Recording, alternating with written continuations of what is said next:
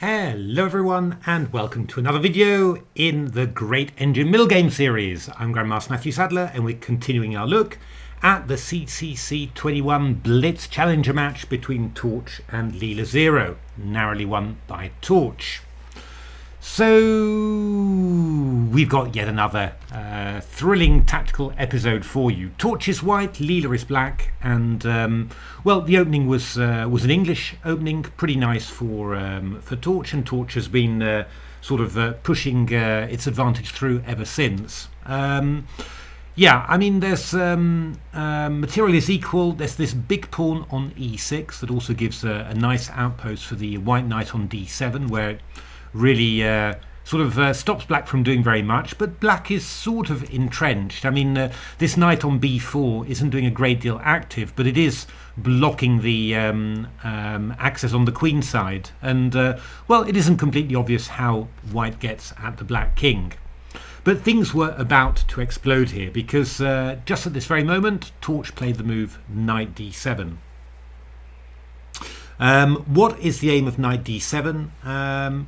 Well, it's sort of freeing the fifth rank for the rook, I think. So one possibility for white here would be to play rook e5 and just try and grab that a5 pawn, for example. And after the a5 pawn goes, then the knight on b4 is weak. Black can try and take the pawn on e6, but then we simply cleverly come back, hitting the knight on e6, which is now pinned to the queen. And after knight d5, white can play the move queen takes b7, because queen b7 allows knight b7. Remember that fork. So yeah, black has to do something like, for example, rook e8, and well, it's pretty clear that he's pinned all over the place. Not completely obvious to see how you're going to finish it off finally, but some of the engine games carried on with rook b1, queen to g7, bishop d5, c takes d5, you need to keep on protecting this one, and then queen b5, hitting the rook on the 8 and also the pawn on a5. Basically white was ending up winning that a pawn and then running the a pawn through to queen. Not not like decisive clear, but obviously very strong for white. What Leela did was play the move b5. Leela went for breakout, so essentially just trying to distract the bishop from the protection of this pawn and then to be able to grab it. So a takes b5, c b5, bishop b5, and now Leela went really risky with knight e6. Rook e6 is the only move that Stockfish and Dragon were considering. And what was happening after that was knight e5. So we're looking to play a move like bishop c4, queen f6, bishop c4, and rook e7. Just trying basically to to hold the e file, hold the f7 square, not allow white to develop any pressure against g6. I mean, how bad does this look to you? I understand that white's got an advantage because this is kind of unpleasant. The black king is weak there, but it didn't feel like a decisive advantage. But the engines were scoring massively with white. For example, rook e3, f4, knight g4, queen d6 takes, knight e5, rook d6, and then this very nice idea, just lining up the queen towards the black king. I mean, black plays knight d5, bishop a2. Black's sort of holding everything, but everything's sort of got to stay where it is, and white's got lots and lots of time to try and enter black's position somehow. But still felt like this might be defensible. It's just that neither Stockfish nor Dragon were able to, so I guess that probably says something about it. Leela's idea was way sharper and riskier. Leela took with knight takes e6. So this knight is obviously going to be pinned, but Leela's got an idea for breaking out there. So knight c5, sidestep the pin with queen f6, and now knight b7. This fork once again coming into there. But Leela's idea is to go knight takes d4. And, well, you can tell that things are really going to be hotting up here. What is Leela's idea? Well, somewhere in there, we're going to have a knight f3 check and a queen takes b2, winning the white queen. Torch is unafraid. Knight takes d8. And now we've got to start looking at what's happening here. Well, if knight f3 check, white goes king h1. And after queen takes b2, then rook e7, king h8, rook d6 is very, very serious for black. I mean, we've got ideas like knight f7 check and rook d8.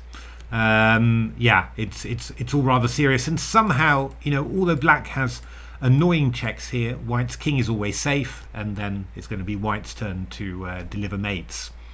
So that isn't possible yet, but Leela really went for it with knight bc2, and you know, what's the point of this move? Well, we're just threatening loads now. We're attacking this knight on d8. We're attacking the rook on e1. We're still threatening knight f3 or knight e2. On top of that, of course, you know, the knight is also threatening the bishop on b5. So much is hanging there. But Torch found an absolutely superb answer here. Rook e8.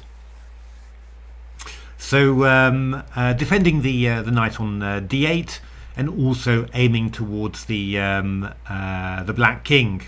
Well, Leela went for knight f3 check, and why not? Because after king g2, well, not queen takes b2, because rook e7 check, king g8, rook d6 was not what the engines ordered. To be honest, after queen b5, king f3, I mean, I had to blink sort of a few times to say, well, yeah, doesn't black have anything here? But actually, these rooks are amazing, just covering all sorts of possible checks of the black king. And of course, white's idea is just to go rook g6, king f8, rook f7 check, king e8, and rook g8 checkmate. King f8, we go knight c6, and then we're threatening rook d8 checkmate here. So it's just, yeah, incredible. I mean, it really is incredible. But just whatever black just doesn't have enough to give any meaningful checks and cause the white king any trouble. So, but Leela threw in knight ce1, and extra little check there. Queen, obviously, queen b2 still in there. Now, white's got to be a little bit careful here, because you might sort of think, right, let's run away, don't want to stay on the back rank. But in actual fact, after king h3, there's the quite incredible knight g1, which is checkmate. I've never seen a checkmate like that before, where the black knight is covering g2, we're delivering check, and well, pawn f5 is covering g4, and the queen, which hasn't taken this emprise queen yet, is covering h4. So that would have been incredible, but king h1 amazingly is possible. And well, yeah, you sort of think, ooh, king on the back rank, wouldn't rook d1 be possible? But after queen f6, there's no way to deliver mate here, absolutely no way at all. And well, knight d3 check, we just go king g2, and well, that's just good. No worries at all.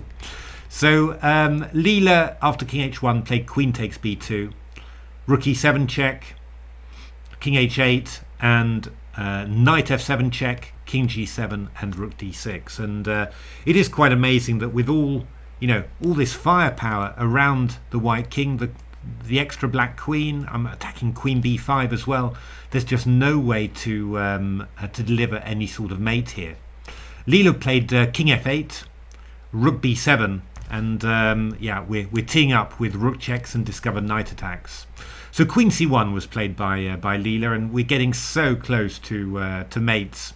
But now there's a forced checking sequence, which Torch, of course, finds. Rook d8 check, king g7, knight g5 check, discovered attack.